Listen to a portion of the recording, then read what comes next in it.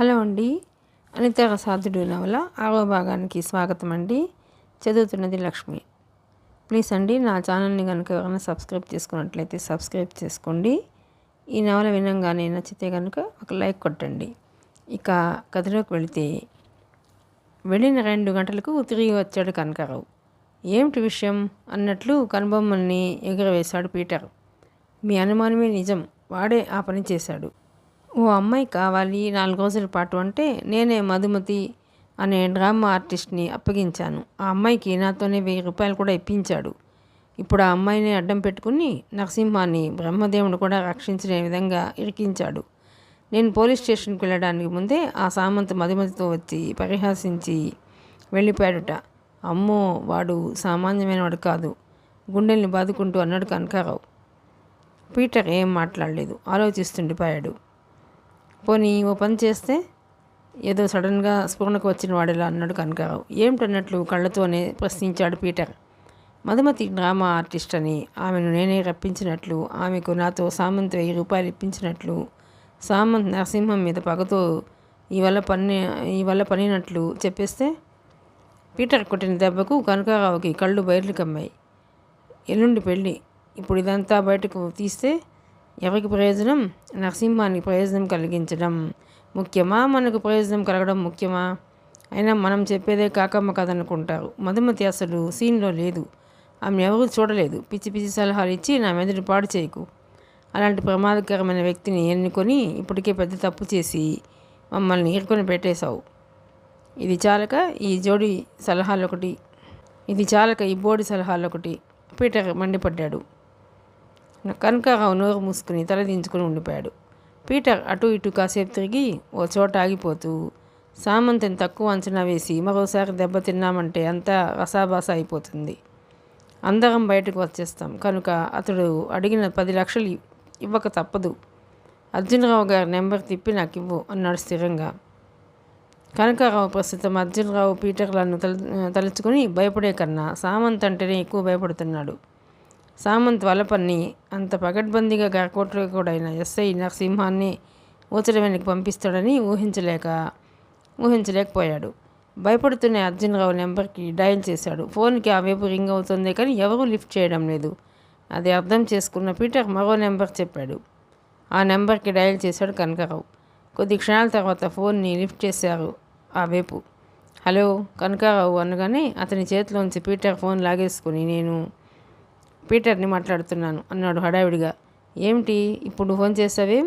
అర్జునరావు కంఠంలో అసహనం తొంగి చూసింది. చిన్న సమస్య వచ్చింది నెమ్మదిగా అన్నాడు. నిజానికి అతనికి భయంగానే ఉంది ఆ విషయం చెప్పవలసి రావడం. ఎల్లుండి పెళ్ళి, ఈలోపు ఏ సమస్యలు సానుకూలపడని విషయాలు ఎదురు కాకూడదు ఆజ్ఞాపిస్తున్నట్లుగా అన్నాడు అర్జునరావు. ఉరుములు మెరుపులు, వర్షం రాకపోవడం వాతావరణ శాఖ అధికారుల చేతుల్లో ఉండదు సార్.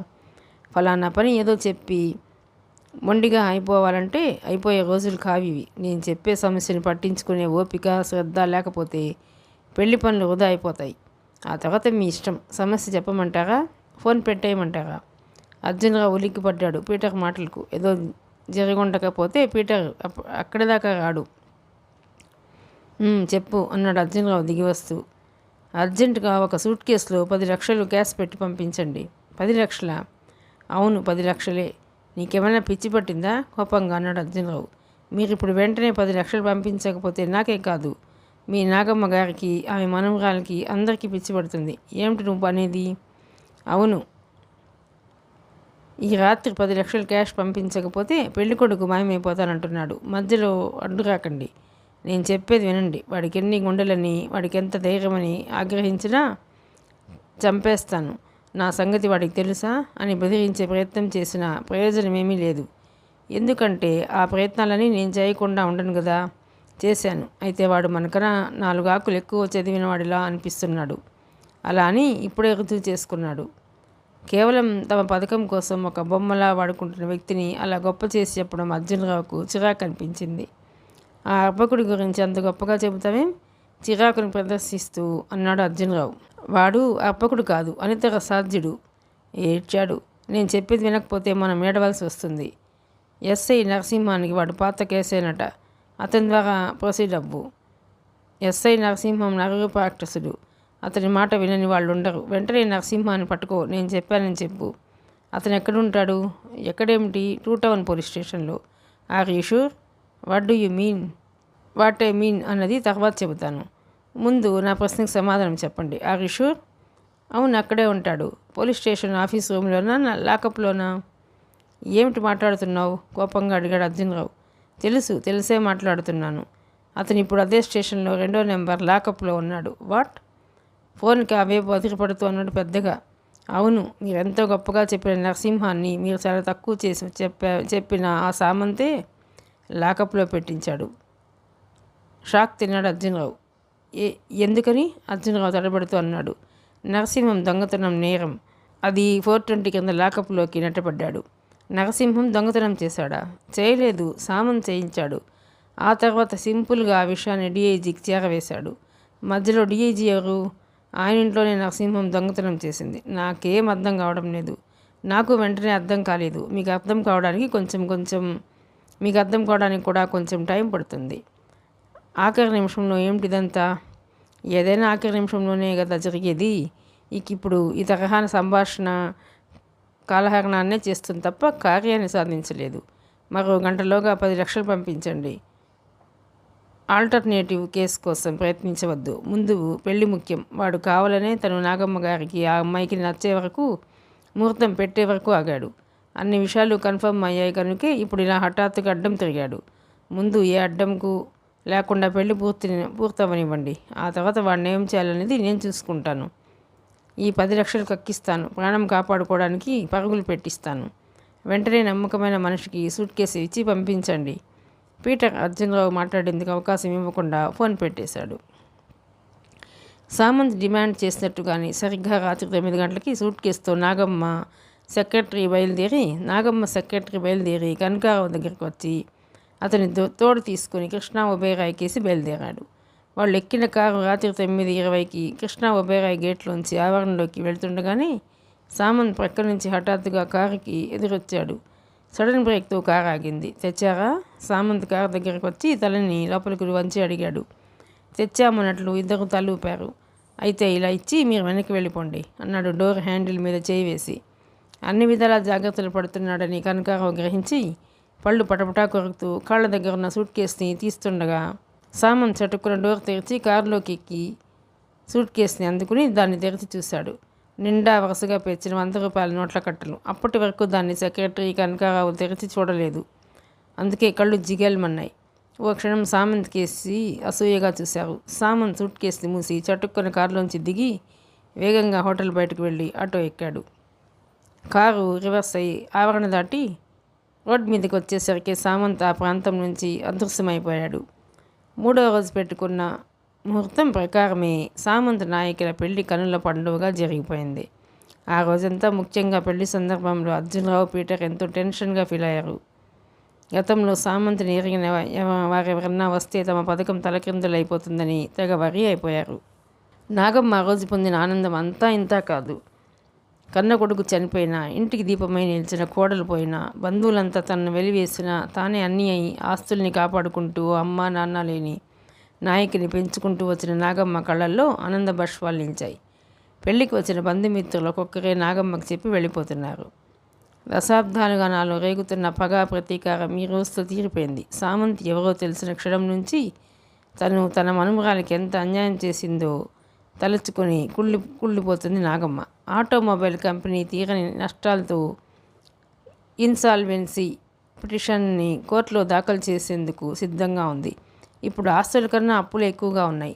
అమెరికన్ క్రిస్లర్ కంపెనీకి ఒకప్పుడు పట్టిన దుస్థితే ఇప్పుడు ఎన్ఎన్ ఆటోమొబైల్ కంపెనీకి పట్టబోతోంది. ఆనందంగా అన్నాడు అర్జునరావు నాగమ్మకు కనబడేలా ఏదో హడావిడి చేస్తూ.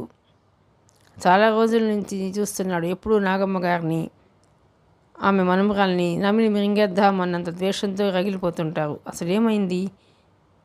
ఎందుకంత పగ మీకు? పీటర్ తన పిల్లిగడ్డాన్ని నిమురుకుంటూ అడిగాడు.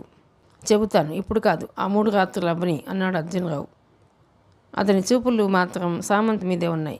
ఫుల్ సూట్లో అందంగా హుందాగా పురుషత్వం ముట్టిపడేలా కనిపిస్తున్న సామంత్కి చూస్తూ, సామంత్ ఎవరితోనో మాట్లాడుతున్నాడు, గమనించావా? ఎవరతను? అనుమానంగా అనుమానంగా చూస్తున్నాడు అర్జునరావు. అప్పటి వరకు ఎటో చూస్తున్న పీటర్ సామంత్ కేసు చూశాడు. ఆ క్షణాన అతనికి అనుమానం వేసింది. పెళ్లి కూతురు నాయకి తన ఫ్రెండ్స్తో మాట్లాడుతుంది. ఆమె పట్టుబట్టలపై అంటుకున్న అక్షింతలు, పసుపు, పాలపుంతకు పసిడి అంచు అతికినట్లుగా ఉంది. నిండుగా నిశ్చల తటాకంలా పరిపూర్ణత్వాన్ని సిద్ధించుకున్న పగవాళ్ళ పెళ్లి కూతురు నాయకిపై నుంచి కొద్ది క్షణాలు చూపుల్ని మరల్చుకోలేకపోయాడు పీటర్. ఆమెకు కొద్ది దూరంలో పెళ్లి కొడుకు, పట్టుపంచలో చెదిరిన జుట్టుతో, నుదుటిపై బాసికంతో, ఆజాన్ బాహుడిలా, మన్మధుని బాణమైన అరవిందన్లా పొంగిపొరల యవ్వనంతో నిజంగా దొరబాబులాగే ఉన్నాడు. ఓ క్షణం పీటర్ సామంత్ని చూసి అసూయపడ్డాడు. ఆ క్షణాన సామంత్ ఓ వ్యక్తితో మాట్లాడుతున్నాడు. అంతవరకు పర్వాలేదు. మాట్లాడుతున్న తీరే అనుమానం కలిగించేలా ఉంది. నాకు అనుమానంగానే ఉంది. దగ్గరికి వెళ్ళి పరిశీలించడం బెటర్ అన్నాడు పీటర్ ఆ వైపుకు నడుస్తూ. నాగమ్మ ఆ వయసులోనూ హడావిడిగా తిరుగుతూ అందరికీ అతనే మాల్యుడు అంటూ సామంతుని చూపిస్తోంది. చూసిన ప్రతి వారు మంచి అందగాడినే వెతికి పట్టుకున్నారని అనగానే, అంతేనా, ఆటోమొబైల్లో ఇంజనీరింగ్ చేశారు, అందులో గోల్డ్ మెడల్ వచ్చింది, ఆ పైన PhD చేశారు అంటూ చిన్నపిల్లల సంబరపడిపోతూ చెప్పుకోసాగింది. అర్జునరావు, పీటర్ నెమ్మదిగా నడిచి సామంత్ని చేరుకున్నారు. అప్పటి వరకు సామంత్తో మాట్లాడిన వ్యక్తి ఆలోపే అదృశ్యమైపోయాడు. మనం అనవసరంగా కంగారు పడుతున్నామేమో.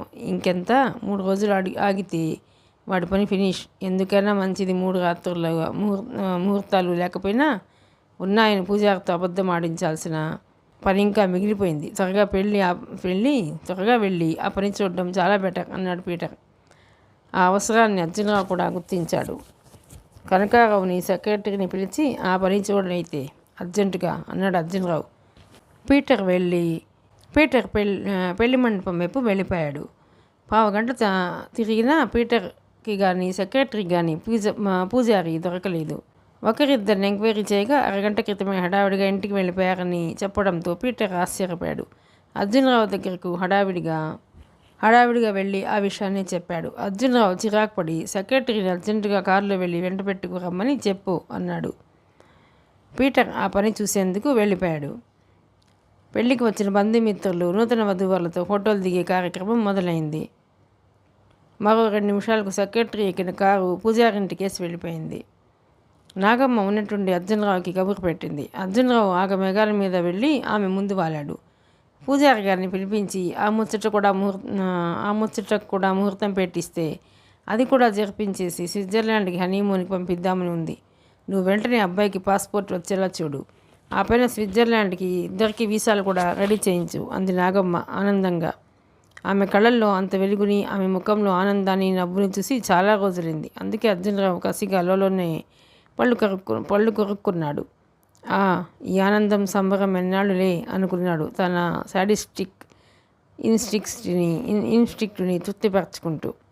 పైకి మాత్రం అలాగే, ఇప్పుడే సెక్రటరీని పూజారిని తీసుకురమ్మని పంపించాను అన్నాడంతా తాను ఆశించిన విధంగానే జరుగుతున్నందుకు ఆనందిస్తూ. సెక్రటరీ ఎక్కిన కారు పూజారింటి ముందు ఆగింది. కారు దిగి పూజారింట్లోకి సెక్రటరీ ఎంటర్ అవుతుండగానే పూజారి భార్య బయటకు వచ్చింది. ఎవరికి కావాలి? పూజారి గారి భార్య ప్రశ్నించింది. పూజారి గారు కావాలి. పెళ్ళవగానే హడావిడిగా ఎవరికీ చెప్పకుండా వచ్చేశారు. అర్జునరావు గారు నన్ను పంపించారు అన్నాడు ఆతృతను వ్యక్తం చేస్తూ. కష్టాలు చెప్పిరావుగా. వాళ్ళ నాన్నగారికి గుండె నొప్పి వచ్చింది. టెలిగ్రామ్ ఇంటికి వస్తే ప్రక్కింటి గుర్రాన్ని ప్రతిమలాడి పెళ్లి మండపం దగ్గరికి పరిగెత్తించాను. అప్పటికే పెళ్ళయింది కనుక ఆయన హడావిడిగా ఇంటికి వచ్చి బట్టలు సర్దుకుని వెంటనే వెళ్ళిపోయారు అంది విచారంగా ఆమె. సెక్రటరీకి ఆ వాత పిడుగుపాట్లా అనిపించింది.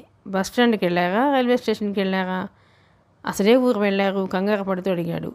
ట్యాక్సీ మాట్లాడుకొని వెళ్ళారు. వెళ్ళి కూడా అరగంట దాటిపోయింది. ఏ ఊరు? భయంతో సెక్రటరీకి అప్పటికే చెమటలు పట్టేశాయి. సొంత పన్ను కూడా చూసుకొని ఇవ్వగా ఏం, ఈ నగరం లేకపోతే ఈ నగరంలో సిద్ధాంతుడే కరువయ్యారా అంటూ చిరాకు పడిపోయింది. ఆ పూజారితోనే ముహూర్తాలు పెట్టించుకోవడం నాగమ్మ గారికి సెంటిమెంట్ అని, మరో సిద్ధాంతిని ఆమె పిలిపించుకోదని, కార్యక్రమాలు లేట్ అయినా నీ భర్త వచ్చే వరకు ఆగుతుందని చెప్పలేకపోయాడు. ఎప్పుడు వస్తారు అదేనా చెప్పారా? బాగుంది మీ వరుస. అది నేను కానీ ఆయన కానీ ఏం చెప్పగలం? డాక్టర్లు చెప్పాలి, లేదంటే భగవంతుడే చెప్పాలి. మా మామగారికి తగ్గగానే వస్తారు. ఉంటానండి అంటూ సెక్రటరీ ముఖం మీద తలుపులు వేసింది. సెక్రటరీ చేసేది లేక నిరుత్సాహంగా వచ్చి కారెక్కాడు. అది మరుక్షణం కళ్యాణ మండపం కేసి సాగిపోయింది. సరిగ్గా అప్పుడు మధుమతి లోపల నుంచి మధ్య హాల్లోకి వచ్చి వెళ్ళిపోయాడా అని అడిగింది. పూజారి భార్య వెళ్ళిపోయాడన్నట్లు తలూపింది. ఇప్పుడు వారిని వచ్చేయమనండి అంది మధుమతి సిద్ధాంతి భార్యను ఉద్దేశించి. ఆమె వెళ్ళి బెడ్రూమ్ తలుపు మీద చప్పుడు చేసింది. కొద్ది క్షణానికి ఆ గది తలుపులు తెరుచుకున్నాయి. పూజారి లోపల నుంచి మధ్య హాల్లోకి వస్తూ వెళ్ళిపోయారా అన్నట్లు కళ్ళతోనే ప్రశ్నించాడు. వెళ్ళిపోయారు. మరి కొన్నాళ్ల పాటు మీరు హాయిగా మీ గదిలోనే కూర్చుని ఈ రాత్రికి మేము మీకు బహుమతులుగా పంపే టీవీ వీసీఆర్లో సినిమాలు చూసుకోండి. జాగ్రత్త, అసలు బయటకు రాకూడదు అంది మధుమతి బ్రీఫ్ కేస్ని సిద్ధాంతి భార్యకి అందిస్తూ. దాని నిండా డబ్బుందని ఆ దంపతులకు తెలుసు. అందుకే వారి ముఖాలు ఆనందంతో వెలిగిపోయాయి. మరి నేను ఎప్పుడు నాగమ్మ గారిని కలవాల్సి ఉంటుంది? పూజారి అడిగాడు చిన్నగా. సరిగ్గా ఈ రాత్రి 11:30 గంటలకు మీ ఇంటి దగ్గరకు ఆటో వస్తుంది. దాని నెంబర్ AEY 1217. దానిలో ఎక్కండి. అది మిమ్మల్ని సరాసరి నాగమ్మ గారి దగ్గరికి తీసుకువెళ్తుంది. ఇదంతా ఎందుకంటే పీటర్, అర్జునరావు, కనకారావు సెక్రటరీలు గుంటనక్కలు. అనుమానం వచ్చి మీ ఇంటి ప్రక్క వాళ్ళను ఆరా తీయవచ్చు. నాగమ్మ గారి వద్దకు వెళ్ళాక ఏం చేయాలో ఏం చెప్పాలో తెలుసు కదా. తెలుసు అన్నట్లు తలూపాడు సిద్ధాంతి. ఆ మరుక్షణం మధుమతి వేగంగా బయటకు వెళ్ళిపోయింది. సెక్రటరీకి భయంతో నవనాడులు స్తంభించిపోయాయి. భయపడుతూనే చిన్నగా అర్జునరావు దగ్గరికి వెళ్ళాడు. అమ్మయ్య, పూజారిని తీసుకొచ్చావన్నమాట అన్నాడు భాగాన్ని దింపుకుంటున్న వాడిలా రిలాక్స్ అవుతూ. లేదు సార్, వాళ్ళ నాన్నకు గుండెపోటని టెలిగ్రామ్ వస్తే హడావుడిగా ఊరెళ్ళాడు నసుగుతూ చెప్పాడు. అర్జునరావు వినకూడని వార్త విన్నట్లు ముఖాన్ని చిట్లించాడు. ఇంత హఠాత్తుగానా? అందునా ఇప్పుడా అని అడిగే ప్రశ్నలు అర్థవంతమేనా అని యోచించే స్థితిలో లేడు అర్జునరావు. గుండె నొప్పి తాపికి రావడానికి అదేమన్నా ఋతుపవనమా? అయినా మేం తప్ప వేరే సిద్ధాంతి మీకు దొరకడా అని అతని బాగా దులిపి పడేసింది సార్. సెక్రటరీ నెమ్మదిగా అన్నాడు. అర్జునరావుకి తన పథకం పూర్తవడానికి మరికొంత సమయం పడుతుందనిపించి చిరాకు పడిపోయాడు. పీటర్ అర్జునరావు దగ్గరికి వచ్చి ఈ విషయం తెలుసుకున్నాడు. మరి కొన్నాళ్ళు వాడు చెప్పినట్టు వినాలి, తప్పదు అన్నాడు పీటర్ అసహనంగా. ఇప్పుడు ఇక చేయగలిగిందేం లేదు అంటూ అర్జునరావు నాగమ్మ దగ్గరికి వెళ్ళి జరిగిన విషయం చెప్పాడు. ఆమె కళ్ళల్లో ఒక క్షణం నిరాశాభావం కదలాడి అదృశ్యమైంది. సిద్ధాంతి వచ్చాకే చూద్దాం అంటూ హడావిడిగా మరోవైపుకు వెళ్ళిపోయింది నాగమ్మ. సరిగ్గా అదే సమయంలో సామంత్ పెద్దగా నవ్వాడు. ముగ్గురు ఉలికిపడి సామంత్ కేసు చూసి పళ్ళు పటపటా కొరుక్కున్నారు. నాయకి చాలా హుషారుగా ఆనందంగా ఉంది. అటు ఇటు తిరుగుతూ ఎగ్జైట్ అవుతూ సామంత్ని తనకు తెలిసిన వారికి పరిచయం చేస్తోంది. పెళ్లికొచ్చిన అతిథులు వయసుతో సంబంధం లేకుండా ఆ జంటకేసే చూస్తూ మెచ్చుకుంటున్నారు. సామంత్ చూపులు, కదలికలు, విష్ చేసే విధానం, పలకరింపు కోసం మౌనంగా చిరునవ్వుని చిందించడం, చేయి చాపి షేక్ హ్యాండ్ ఇచ్చే స్టైల్ అన్నీ సోబర్గా సంస్కారయుతంగా ఉన్నాయి.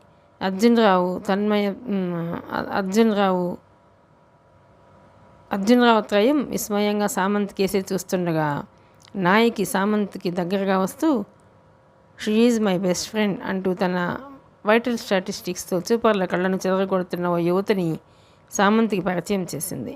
సార్, ఆమె వినూత్న మల్హోత్రా, టాప్ హీరోయిన్ ఉద్వేగంగా అన్నాడు సెక్రటరీ మిగతా ఇద్దరికి వినిపించేలా.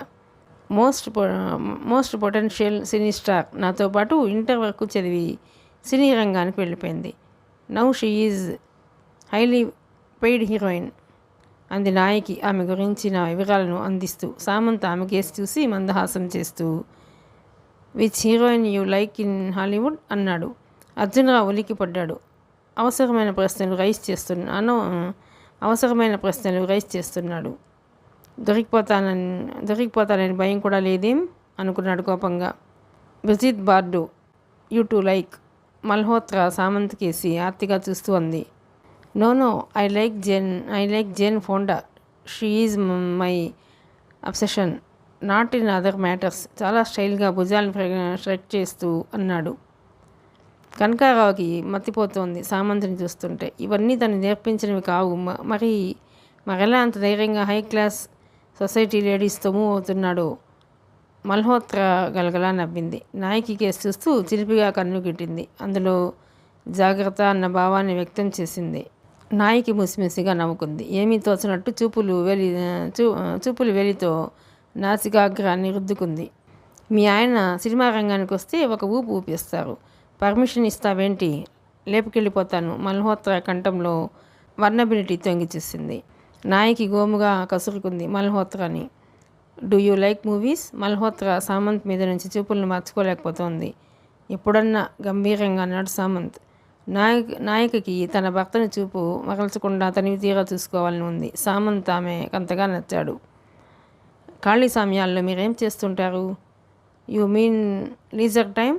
No, I eats, I dreams and I sleeps with my machines. Malhotra Samant కేసి విస్మయంగా చూసింది. ఓ, ఐఎమ్ సారీ, నేను మర్చిపోయాను, మీరు ఆటోమొబైల్ ఇంజనీర్ కదా, పిహెచ్డి కూడా చేశారాయి. Next you will become a great industrialist. That means Lee Iacocca, Ford etcetera. డబ్బు సంపాదించడం మీ మగవాళ్ళ ఆర్ట్. మల్హోత్రా సరదాగా మాట్లాడుతూ అంది. సామంత్ నవ్వాడు. భర్త ఏం సమాధానం ఇస్తాడోనని నాయకి ఆతృతగా ఎదురు చూస్తుండగా, money making is not restricted to males only. A number of women have also made fortunes by ingenuity. In fact, you are better turned to the art of money making. You have financial acumen, సునిశ్చిత పరిశీలన శక్తి, ఊహాశక్తి, unshakable determination మీకే ఎక్కువ. So many starlets earned a lot. Elizabeth Taylor, Goldie Hawn, Brigitte Bardot, Marilyn Monroe, Katharine Hepburn హాన్ ఎంతకు సాధించలేదు మీ ప్రొఫెషన్లోనే? రేఖ, శ్రీదేవి కోట్లకు కోట్లు సంపాదిస్తున్నారు. Irrespective of sex anybody can earn. చాలా క్యాజువల్గా అన్నాడు సామంత్. భర్త వైపు ఆరాధనగా చూసింది నాయకి. వాళ్ళంతా ఎవరు? పేర్లేమిటి? కిరస్థానీ పేర్లు ఎలా ఉన్నాయి? నా కళ్ళు తిరుగుతున్నాయి. ఈడేమిటి ఇంత నేర్పిస్తే ఎంతో మాట్లాడేస్తున్నాడు, పిచ్చెక్కిపోతున్నాడు కనకారావు. అర్జునరావుకి అనుమానం వచ్చింది. పీటర్కి అయోమయంగా ఉంది. సెక్రటరీ నోరెళ్ళబెట్టేశాడు. సామంత్ పరిస్థితి ఆ నలుగురికి ఏం అర్థం కావడం లేదు. ఓర్ నాయను, వీడి పరిస్థితి చూస్తుంటే నాకు భయంగా ఉంది. వీడిక మన మాట వినడు, వాడి మాటలు మనకు అర్థం కావు. ఇక మనం చెంగేసుకుని దిగో తిరుపతి వెళ్ళి సన్యాసుల్లో కలిసిపోవడమే అన్నాడు కనకారావు ఏడుపు ముఖం పెడుతూ. అర్జునరావు కసురుకున్నాడు. కథ అడ్డంగాని తిరిగిందా? వీడు కానీ జీవితాంతం నటించేందుకే సిద్ధపడి నాగమ్మ ఎస్టేట్లో సెటిల్ అయిపోతాడా? కానీ గత జీవితాన్ని ఏం చేస్తాడు? దాని తాలూకు సాక్ష్యాలను ఏం చేస్తాడు? సామంత్ నిజంగా ఏమీ లేనివాడు. ఏదీ రానివాడైనా తన కొరిగే ప్రయోజనం ఏం లేదు. ఏమీ లేని ఏదీ రానివాడని నాగమ్మకు తెలిస్తేనే తన పథకం నెరవేరుతుంది. వీడి వాళ్ళకి ఏమిటిలా హఠాత్తుగా మారిపోయింది?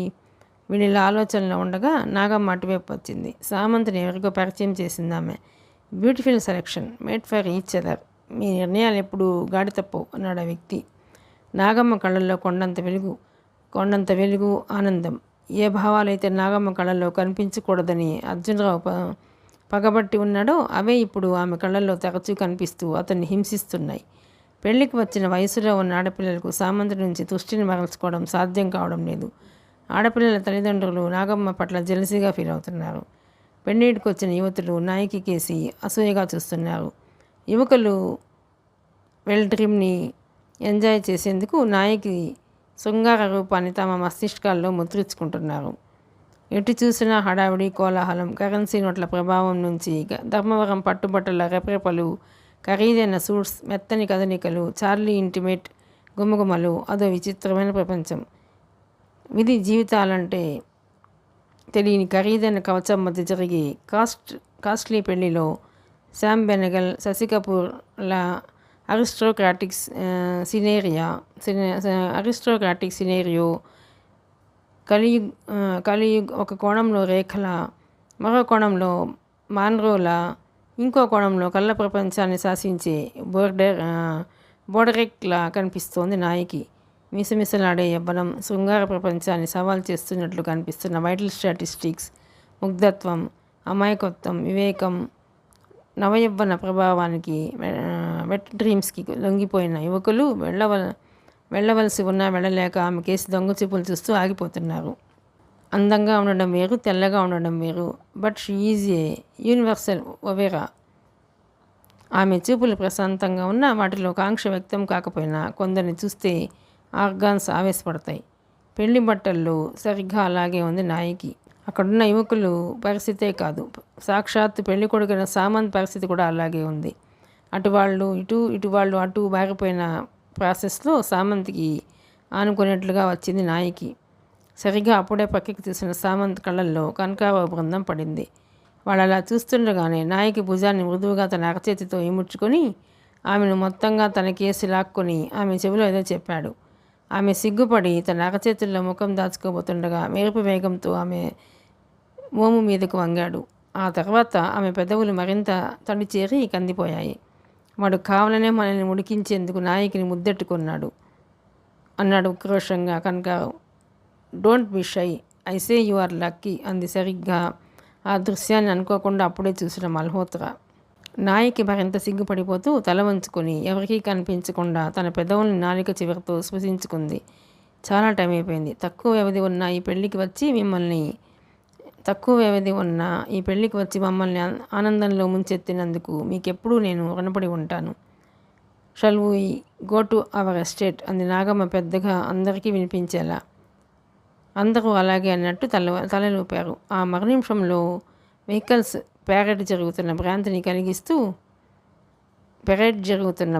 కలిగిస్తూ కొన్ని వందల కార్లు ఆ హోటల్ పార్కింగ్ ప్లేస్ నుంచి బయటకు దూసిపోయాయి.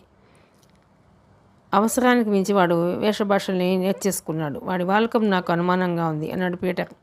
పెళ్లి చూపులకు కారులో తీసుకొస్తున్నప్పుడే 2 ఆకులు నేర్పిస్తే 4 ఆకులు నేర్చుకునేవాడిలా నాకు కనిపించాడు సెక్రటరీ అన్నాడు.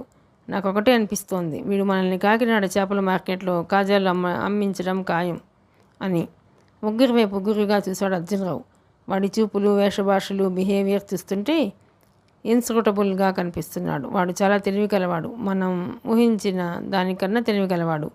అవకాశం దొరికితే అందలాన్ని ఎక్కి పట్టుదల ఉన్నవాడిలా కనిపిస్తున్నాడు అన్నాడు అర్జునరావు రెండో పెగ్ తీసుకుంటూ. వాళ్ళు ఇప్పుడు ఆసీనులై మందు సేవిస్తున్నది నాగమ్మ ఎస్టేట్లోనే ఓ మూలగా ఉన్న గెస్ట్ హౌస్లో.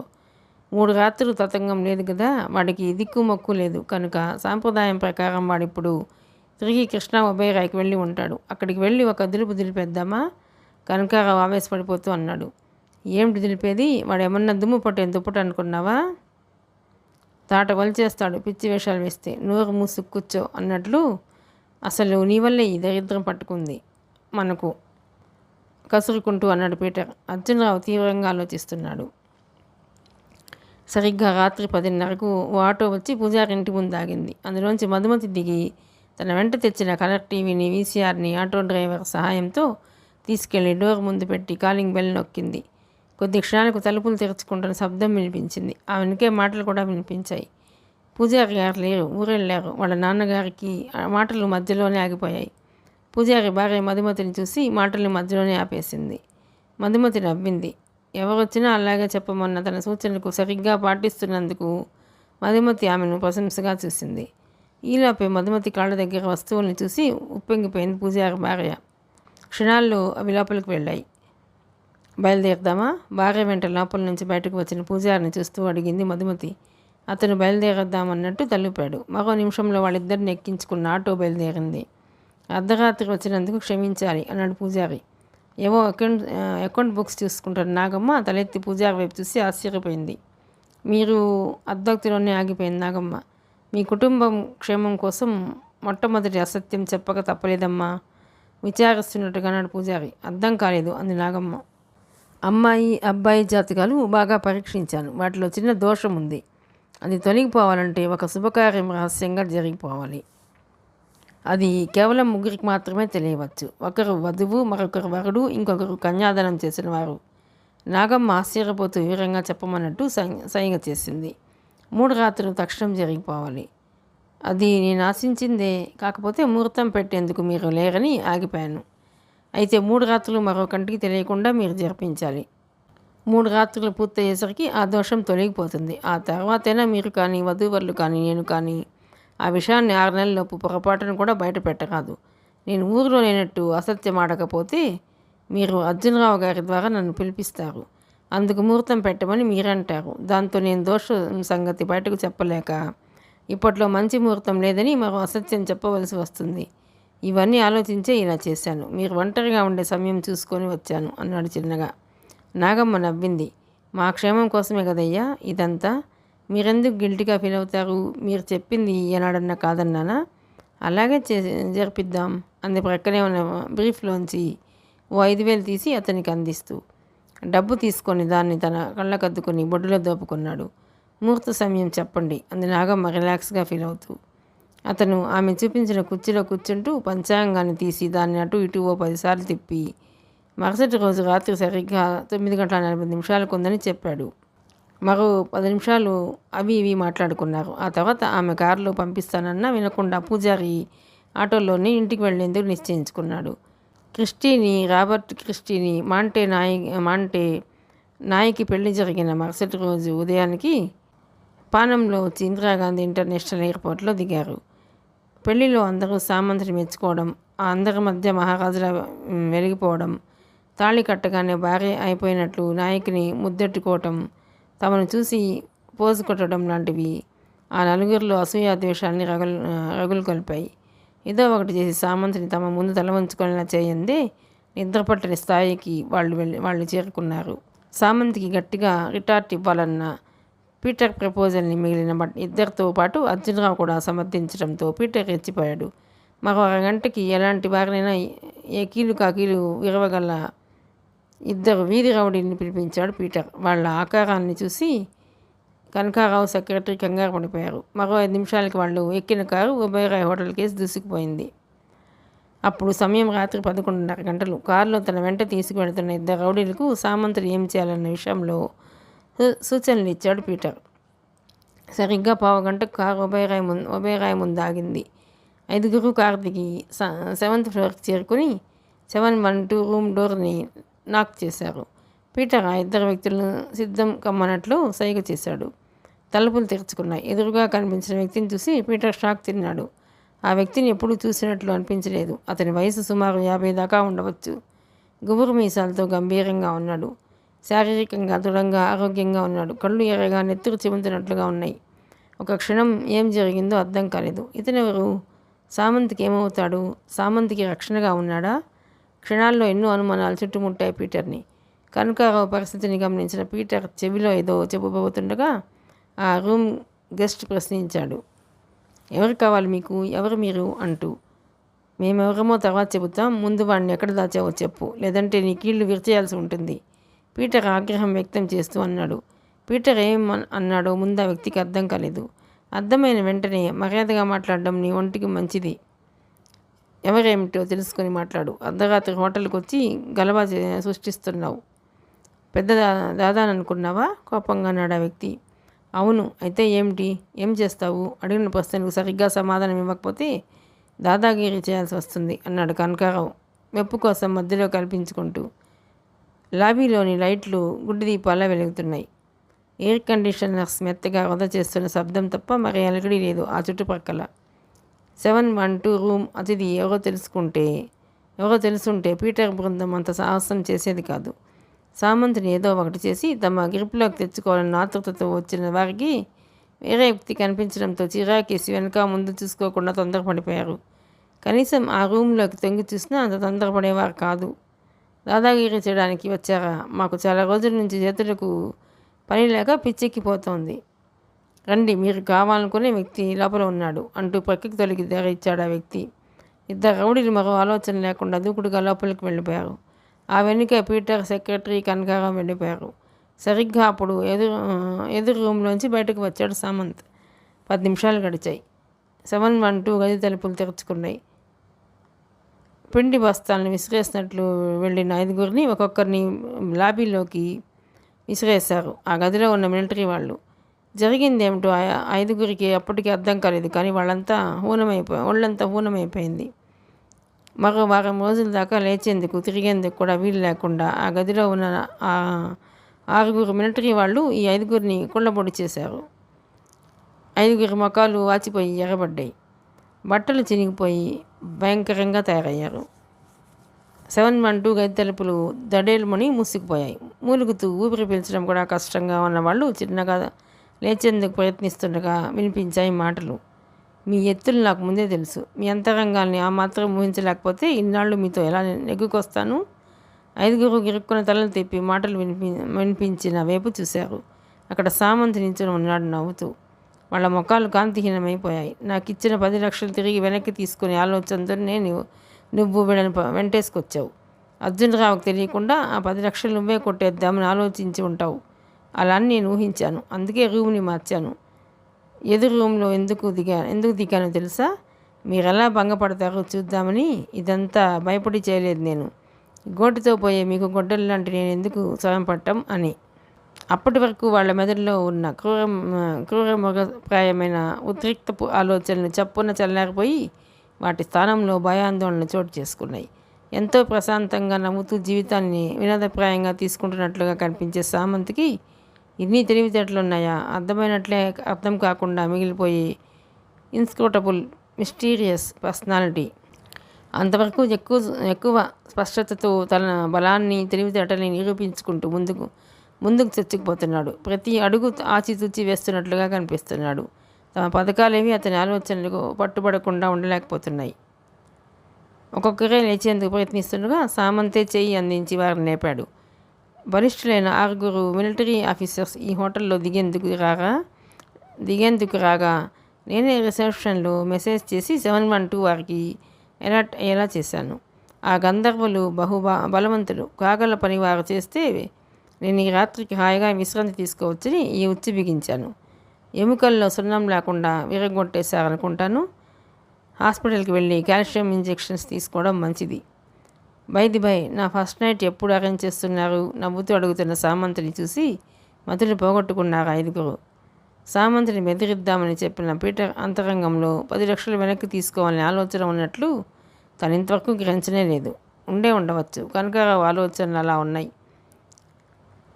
మరి వెళ్ళండిక. ఆ ముహూర్తం ఏదో త్వరగా పెట్టించండి. అసలే వయసులో ఉన్నానేమో, కోరికలతో చచ్చిపోతున్నాను. జీవితాన్ని అనుభవించవలసిన వయసులో క్రూరమైన ఆలోచనలకు, పిచ్చి రాజకీయాలకు నా కాలాన్ని వృధా చేసుకోవడం నాకు ఇష్టం ఉండదు. పెళ్లి కూతురు అర్థం కాలేదా? మిసెస్ నాయకి సామంత్ అంటే నా భార్య కూడా తొందరపడుతోంది. మా బాధను కొంచెం అర్థం చేసుకుని ఆ పుణ్యం కూడా కట్టుకోండి. ఉంటాను మరి. నిద్ర ముంచుకొస్తుంది. తర్వాత 3 రాత్రులు నిద్ర ఉండదు కదా అంటూ చటుక్కున తన రూమ్లోకి వెళ్ళి తలుపులు వేసుకున్నాడు. సామంత్ ధైర్యానికి శిలాప్రతిమలైపోయారు పీటర్, కనకారావు, సెక్రటరీలు. రాత్రి 1 గంట సమయం. అర్జునరావు సొంత గెస్ట్ హౌస్లో 4 సమావేశమయ్యారు. మిలిటరీ వాళ్ళు కొట్టిన దెబ్బల తాలూకు నొప్పుల్ని మర్చిపోయేందుకు బాగా తాగేశారు. మొదటి రౌండ్లో పౌరుషం వారిలో ఊపిరి పోసుకుంది. రెండో రౌండ్కి అసూయాద్వేషాలు, పగా ప్రతీకారాలు పైకొచ్చేశాయి. మూడో రౌండ్కి కసి, కోపం వారిని ఆవహించేశాయి. 4వ రౌండ్ తీసుకోకుండానే 3వ రౌండ్ కిక్కు దిగిపోయింది. అందుకు కారణం అర్జునరావు తీసుకున్న క్లాస్. నిశ్శబ్దంగా ఉన్న హాల్లో ఆ 3 మౌనంగా కూర్చుని ఉంటే అర్జునరావు సీరియస్గా పచారులు చేస్తున్నాడు. వీడు మనం ఊహించిన దానికన్నా తెలివిగలవాడు. వాడి ఉద్దేశం ఏమిటో తెలియడం లేదు. వీడొక ఎనిగ్మా అయిపోయాడు. మనకన్నా పెద్ద ఎత్తు ఏదో వేశాడు. అది మటుకు ఖాయం. అదేమిటో ముందు మనం తెలుసుకోవాలి. వాడి బ్యాక్గ్రౌండ్ గురించి మనం ఓసారి తోడేస్తే పోలా. సెక్రటరీ తాగిన మైకంలో తనేం మాట్లాడుతున్నాడో తనకే తెలియకుండా అనేశాడు. ఏంటి తోడేది? వంగతోట బావిలోని నీళ్ళ? కనకారావు కూడా అదే స్థితిలో ఉండి అన్నారు సర్కాస్టిక్గా. మీరు నోళ్ళు మూయండి. పీటర్ గద్దించాడు ఆ ఇద్దరిని. పీటర్, రేపు ఉదయమే నువ్వు నాయకిని కలుస్తున్నావు. ఇంతకాలం దాచిపెట్టిన రహస్యాన్ని కావాలని కాకుండా ఆవేశంలో నోరు జారి బయటపెట్టినట్టు నటిస్తూ ఆ కార్యక్రమాన్ని పూర్తి చెయ్యి. అది మొదటి దశ. ఇక 2వ దశ సామంత్ అమ్మని, నాన్నని, చెల్లెల్ని, తమ్ముణ్ణి వెతికి పట్టుకోవాలి అని చెప్పడం ఆపి ఏదో ఆలోచిస్తూ మౌనంగా ఉండిపోయాడు.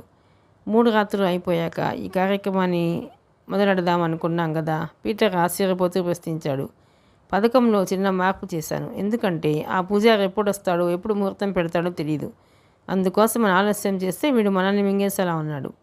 ఏంటి పథకాలు అంటున్నారు? అన్నీ పిచ్చి పిచ్చి పనులు చేస్తున్నారు. మిమ్మల్ని నమ్ముకొని వస్తే నన్ను బ్రోకర్ని చేసేశారు.